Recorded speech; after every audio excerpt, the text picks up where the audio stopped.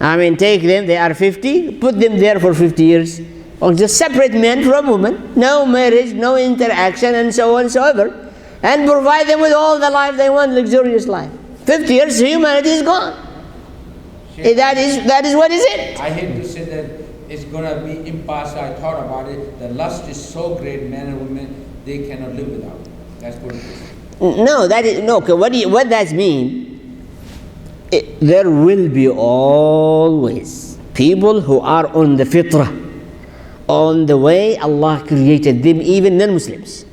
And they will oppose and fight and oppose it with their nails and teeth and head, and they will never accept it, even non-Muslims, because these are the fitrah. Allah has created human on that, and there are the way that Allah has created them.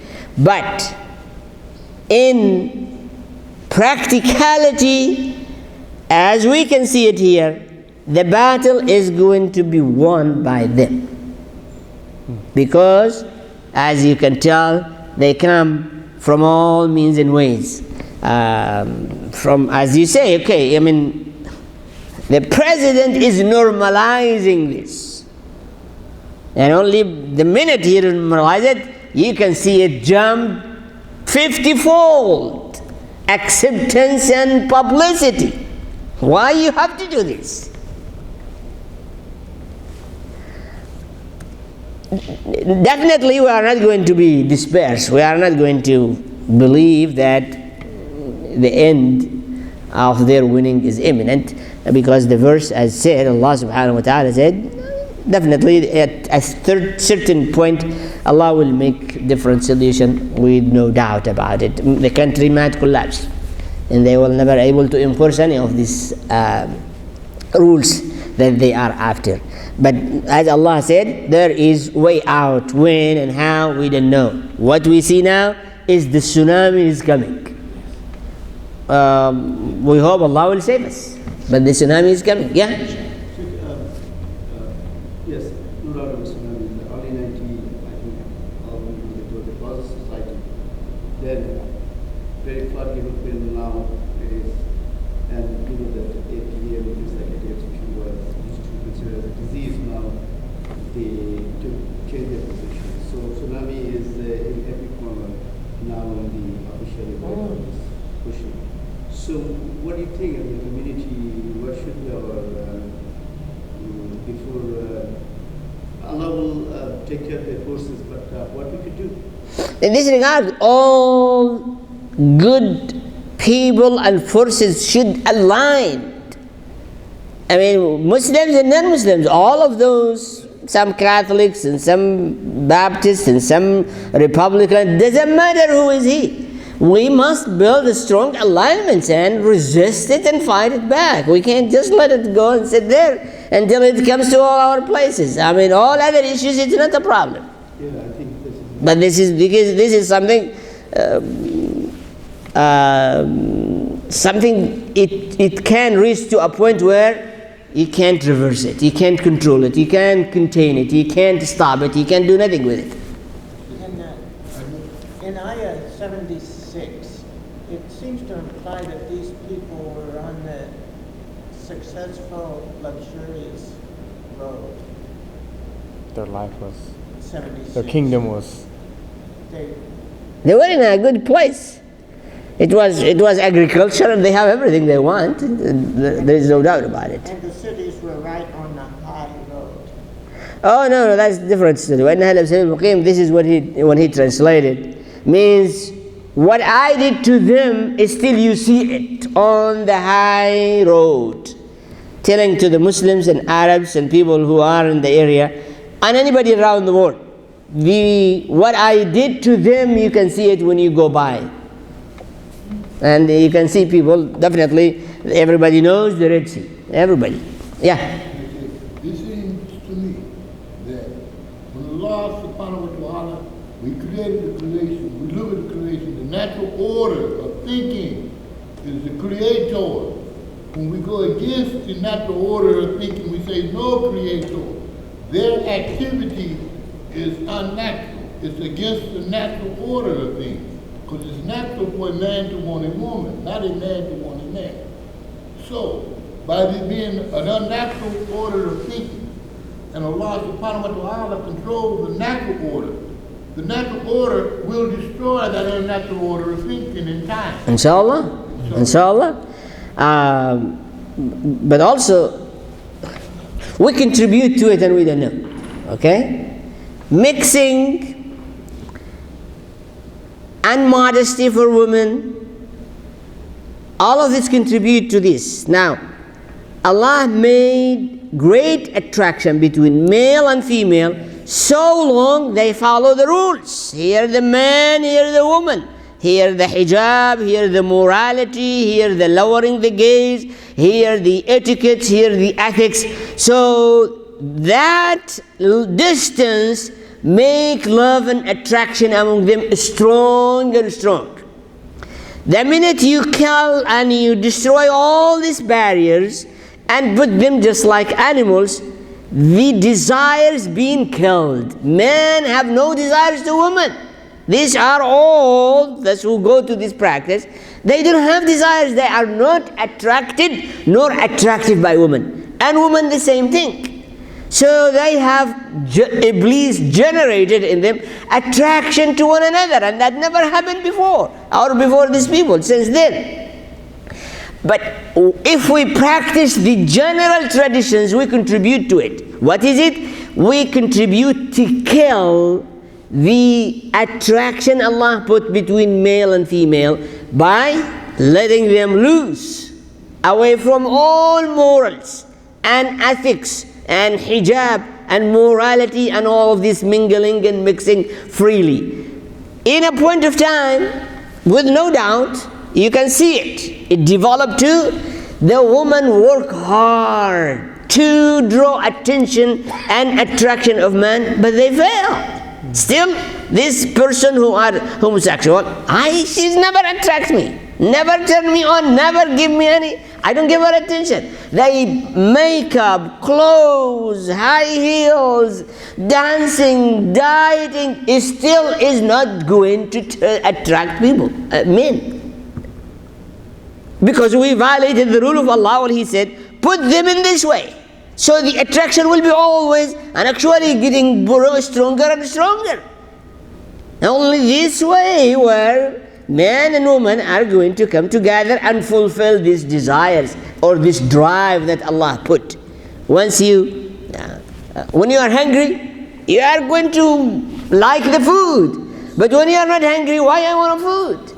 If the woman is accessible, the beauty, the attraction enhanced and it is accessible, I will never be attracted to that. So, one way is we need to step back and hold to our Islamic code of life to maintain that attraction. All right. فأخذتهم الصيحة مشرقين. So al-duha time. Sayha is just a word, means the punishments of Allah, which, as Allah said, فَجَعَلْنَا عَالِيَهَا سَافِلَهَا. So Jibreel has taken the city up and flip it. And then أَمْطَرْنَا عَلَيْهَا حِجَارَةً, to make sure everyone is dead and everyone. That is how these people with their culture, literature, all destroyed, because they were put upside down, and then rain and stoned. That, basically destroyed everything. So when you go and dig, you find absolutely nothing from their, especially literature and all their traditions and culture and all these things. You find nothing. إِنَّ فِي ذَلِكَ. Now we listen to the comments of Allah subhanahu wa ta'ala, and as the brother said rightly, that there is a natural law Allah made and He is in control. And these people, which is men and women, to be in distance and to only get to marriage and nothing else. Nothing outside marriage. So once they destroy all of that, family and marriage. No family and no marriage, that is unnatural things. So we know, and the verses also given us in use, that definitely the natural things Allah created will take over the unnatural thing, and that's إِنَّ فِي ذَلِكَ لَآيَاتٍ لِلْمُتَوَسِّمِينَ وَإِنَّهَا لَبِسَبِيلٍ إِنَّ فِي ذَلِكَ لَآيَةٍ لِلْمُؤْمِنِينَ. So we'll listen to that again, 57 and 67 and 77. 57, 67. Right. 75. I'm sorry. Oh, 75. 75, 76, 77. أعوذ بالله من الشيطان الرجيم. Surely in these are signs for those who see or understand or learn the lessons from the signs of Allah.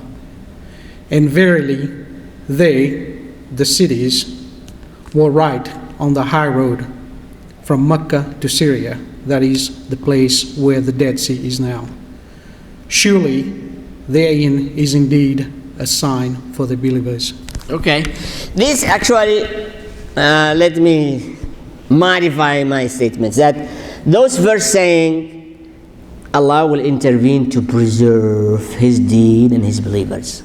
When it comes to this point, this is example how Allah preserved Ibrahim and Lut and their faith by doing so. Allah saying in the same manner, same way, if it comes to that point, Allah will preserve the believers even by uprooting those criminals and opening the door for believers to continue on their way. So the verse given us definitely a protection and hope that Allah will never let it happen, that they take over and destroy the believers or the deen of Allah. The verse 77 makes it clear that Allah will never let it happen. And the story also make it clear, as Allah didn't let them take over Lut or basically disabling Ibrahim from his message. Allah sent His intervention and punishment by opening the door for Ibrahim to have children and uprooting this and their traces and their life and everything. Allah said this is the way He is going to deal with them when it comes to that point. But until it comes to that point, we will go through a lot of problems, just like Lut and Ibrahim. So many, 100 years, and they were struggling. Okay, good, that one. Okay, so we should not despair. We should not really think it is imminent that, yes, we will suffer and we will be definitely going through a lot of pain and agony. But by the end, we know for sure, as the Quran confirms in the story, that Allah will come to take the natural law over the unnatural. That's those criminals. And that is what the story, that's what the surah, preservation, how Allah preserved His deen and faithful. And this is example, how Allah preserved Ibrahim and Lut from those problems. Alright, good. Now we move to another example of this process of preservation. وَإِنْ كَانَ أَصْحَابُ الْأَيْكَةِ لَظَالِمِينَ فَانْتَقَمْنَا مِنْهُمْ وَإِنَّهُمَا لَبِإِمَامٍ مُبِينٍ. أصحاب الأيكة and أصحاب الحجر, two nations. So the nation of Lut and now the nation of Al-Aykah, which is the name of a tree. And then, because they used to worship that tree. And then أصحاب الحجر. Okay. So read 78 and 79. And then you can continue to 84. أعوذ بالله من الشيطان الرجيم. And the dwellers of the wood, that is the people of Midian, to whom Prophet Shu'aib alayhi salam was sent by Allah, were also zalimun, wrongdoers. So we took vengeance on them. They are both on an open highway, plain to see. And verily, the dwellers of Al-Hijr, the rocky track, denied the messengers. And we gave them our signs, but they were averse to them.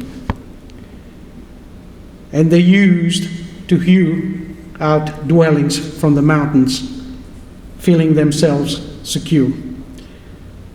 But a sayha, torment, awful cry, overtook them in the early morning of the fourth day of the promised punishment days.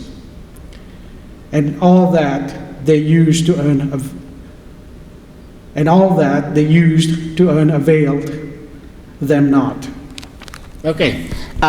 The people of Al-Aika means the people of Shu'aib. And we went through the Shu'aib. What happened? We said in the story, the previous surah, that they come to a point where they say, either you come back to our religion or we will kill you and your followers, or we will expel you. لا تعودن في ملتنا. We have decided that you are to come back to our deen, or we are going to be executed and expelled. So Allah has punished them. Once they reached to that point, Allah preserved Shu'aib and his followers, and they were destroyed. That is Ashabul Aika. فَانْتَقَمْنَا. We sent our revenge on them because they didn't just take it. They want to disbelieve. That's fine. No, they put the line on the sand and said to Shu'aib, you better come back or otherwise. Now, Ashabul Hijr كذلك is the people of Salih, who built their city in the mountain as rocks and is still there. The same thing. They have killed the she-camel. So they were giving warning after warning after warning not to transgress to that point. And if you do so, then you are susceptible to the punishments of Allah. Same thing. Once this transgression and aggressive reach to a point, Allah subhanahu wa ta'ala has sent His punishments on them. Hijr from Hajar and from Aql, and we have discussed this at the beginning of the surah, and the surah is called Surah Al-Hijr, either related to the people of Salih who made their houses from rocks, Hajar, or Hijr is the mind, where these people don't use their mind. As we listen to the Quran, if somebody blind and intoxicated, how can they use their mind? And so that is why Hijr means the mind. إِنَّ فِي ذَلِكَ لَقَسَمٌ لِذِي Hijr. This is an oath, Allah and vow made it clear to those who reflect, who think, who have mind to refrain, to make them refrain from passing that line Allah has put. وما خلقنا السماوات والأرض وما بينهما إلا بالحق وإن الساعة لآتية فاصفح الصفح الجميل إن ربك هو الخلاق العليم. This now in instruction to the Prophet sallallahu alaihi wasallam and to us in similar condition what you do. And go ahead. 85 and 86. أعوذ بالله من الشيطان الرجيم. And we created not the heavens and the earth and all that is between them except with truth. And the hour is surely coming. So overlook, O Muhammad sallallahu alaihi wasallam, their faults with gracious forgiveness. This was before the ordainment of jihad, holy fighting in Allah's cause. So basically the verse said, Allah has created heaven and earth in the right way, so this is going to take over whatever they create, which is not true. Take example of Marxists. Maybe 40 years ago or 50 years ago, how was it? Dominating the globe. Movements of Marxists everywhere. What is left today? That's how a brute. What is left from them? Nothing. Even their own people. What it was flourished. Literature, books, mighty, power, politics. Whatever they did, it is gone. It is vanished. It does not exist anymore. They have left absolutely no effect. Exactly just like these people. And so Allah said, وَمَا خَلَقْنَا السَّمَاوَاتِ وَالْأَرْضَ إِلَّا بِالْحَقِّ. Allah created heaven and earth not just for vain. It's by the truth, and Allah will preserve it and protect it.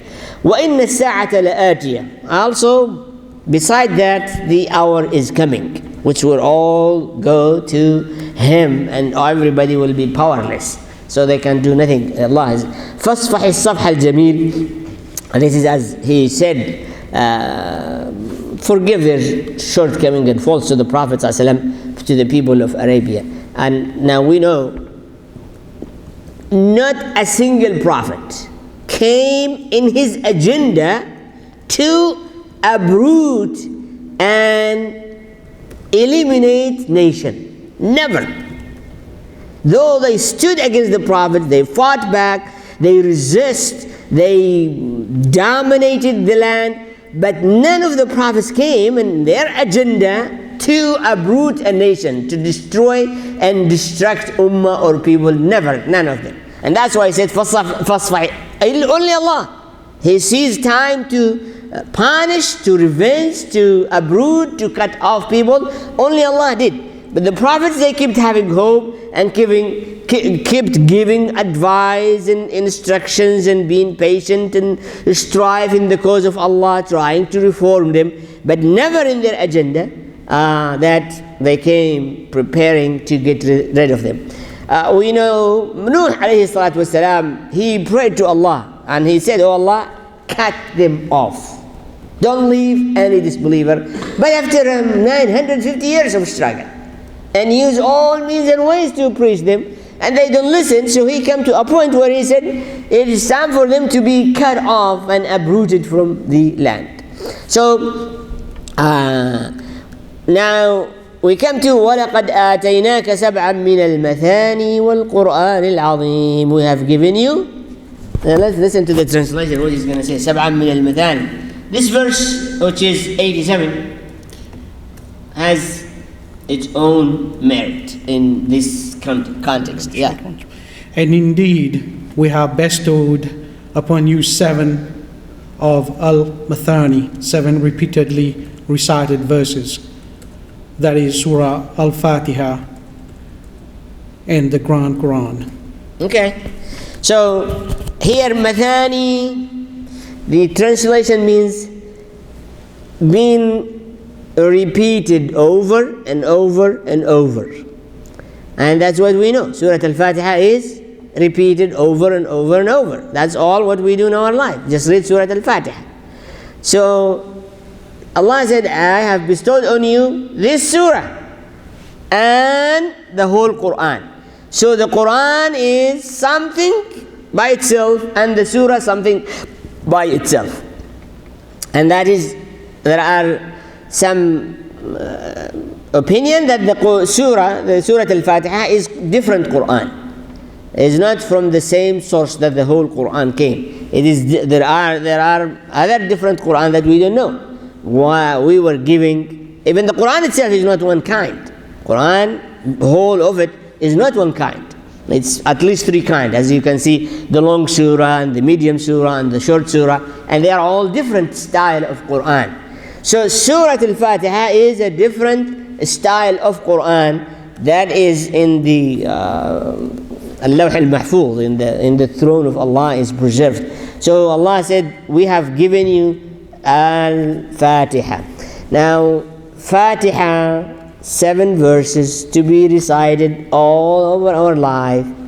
In it, all the meanings that are explained in detail in the rest of the Quran. The whole Quran is summarized in Surah Al-Fatiha. What is in the Quran and what is in Tafseer, what is in Sunnah, what is all elaborated, summarized in Surah Al-Fatiha. Basically, the whole Quran is explanations in detail to what is in Surah Al-Fatiha. And that's why we are required at least to repeat this surah all the time in every salah and every time we come to. We went through Surah Al-Fatiha at the beginning, so I'll just give you a little headline what is in Surah Al-Fatiha, and this is what the Quran. Surah Al-Fatiha, dear brothers and sisters in Islam, is a template. What is the template? What is template? A template, what is a template? Form? What do you do with it? It's a standard form, you fill in the blanks. Okay, standard form you fill it up all the time for whatever specific things that you are looking for. It's the standard. Huh? Standard. Right. So,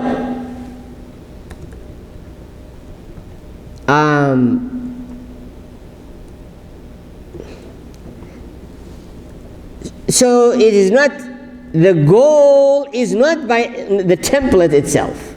The goal, how you fill it, for what purpose. This form by itself is not the goal by itself. The goal is how you fill it and what you want from it.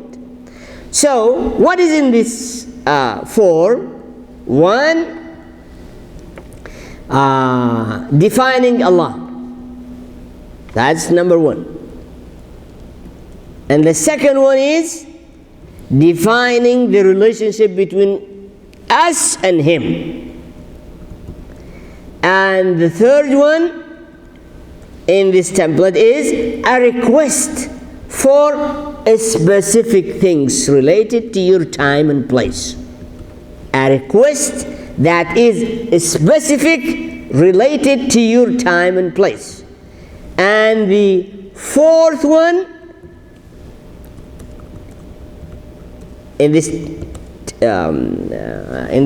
form, the fourth one is what is the example that you want to? Exactly, when you apply for something, you can say just I need your help. That's not enough. No, I need your help $5. Or I need your help to cure this pain. Or I need your help to give exact example what you need. So let's go back. That is four. That is what is you have to fill up the blank. Four things. Number one, to assert who is Allah. Allah, the Lord of the world, the merciful, the compassionate, the Lord of the day of judgment. To assert who is He that you are submitting this form to. This is who? The Lord of the world, Allah, first of all. That's the personal name. And you can tell, I tell you one thing, is when you say God, okay, God. Like I say men. It's different when I say He is man. But when I say Michael, what's the difference between I say teacher or men, or I say Michael? What's the difference? Specified. Which one is better way? Specified. That's why Allah. All other religions, they don't call Allah in His name. They call Him by some title. God. And that's the end. God can be any God. But they can say God of Prophet Muhammad sallallahu. But for us as a Muslims, we say, okay, let's say I am going to say, Brother Ashraf, you are so and so and so, I need you to do so. Or I say, to whom it might concern, please fill up this one. What is the difference? This is when you say God is just like to whom it might concern. I need your help and guidance. Whom it might concern. I don't know who. But when you say Allah, Brother Ashraf, I need your truck, please help me. Totally different. The connection and the closeness and the meaning of it totally different when you say Allah or you say God. Okay? So they are calling something. But you are calling Him by His name and His real true attribute. As I say, Brother Michael, teachers, I need you to teach me Spanish because you are, it is clear and I am so close. And what you feel when somebody calls you by your name?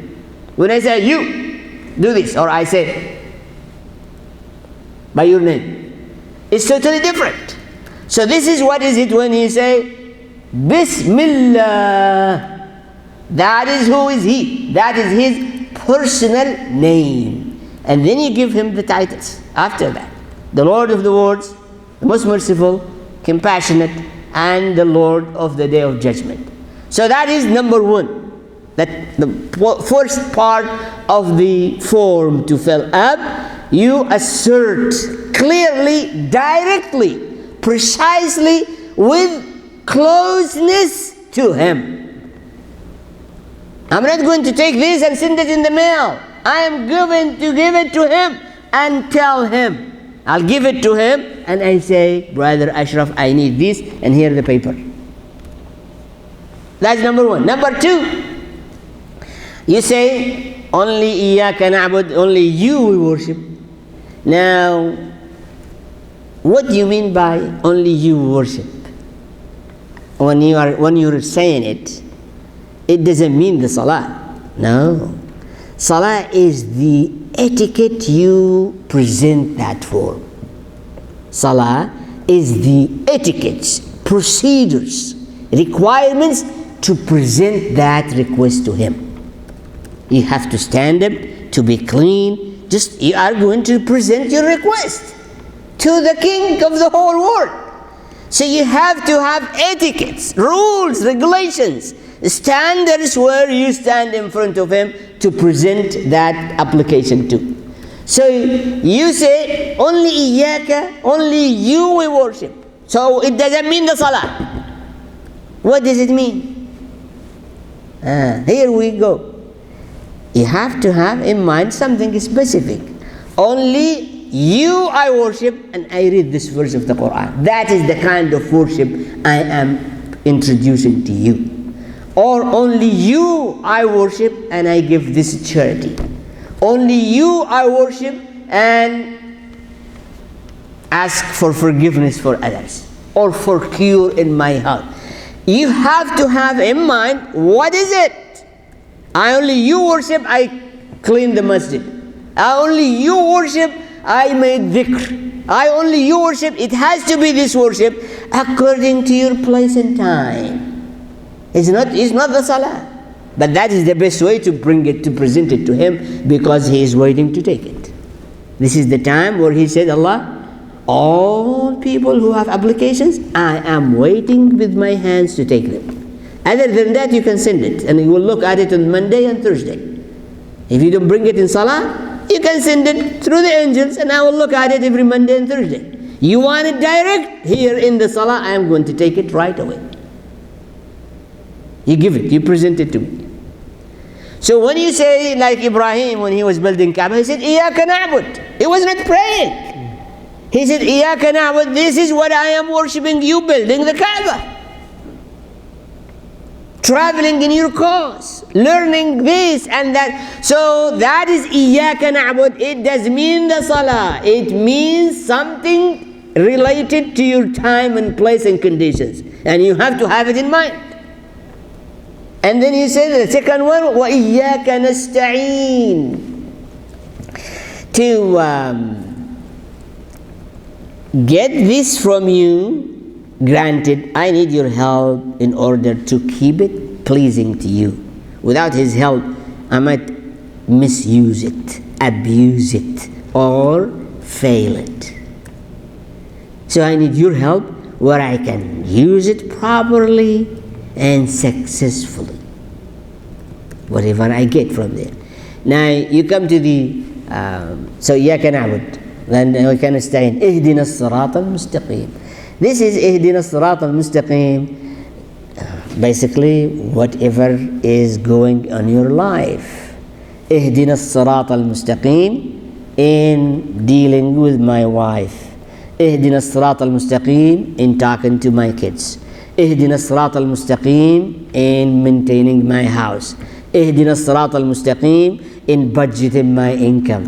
Ihdina as-sirata al-mustaqim in reading the tafseer of the Quran. Ihdina as-sirata al-mustaqim in understanding who are you. This is what does it mean, Ihdina, in what matters you are in. That is Ihdina as-sirata al-mustaqim. What matters you are in. At the time and place, you ask Him to guide you. And matters are all the time, in my job, in my all affairs of my life, my concern, or my glasses, or at the Prophet, anything. You say, I want you to guide me in these specific things. getting married, or going through whatever it is, I need you, seeking help, going through operation, surgery, traveling, on those specific things that related to my time and place, I am asking Him to guide me. How to guide me? The best guidance, like the prophets and their companions. Alright? So this is what Surah Al-Fatiha, why is not doing any good to us? Because, well, you know what? We keep filling up the same way all the time. If you felt, we fill up the form the same way all the time. In these blanks, we don't have anything different. We're just the same, and that's why we get nothing. But if you really fill it up according to your conditions, actually that's what you need, that's what you are in, you will see the difference. And that's what Surah Al-Fatiha is for. Subhanakallahumma wa bihamdika, jazakumullah khair. We'll go back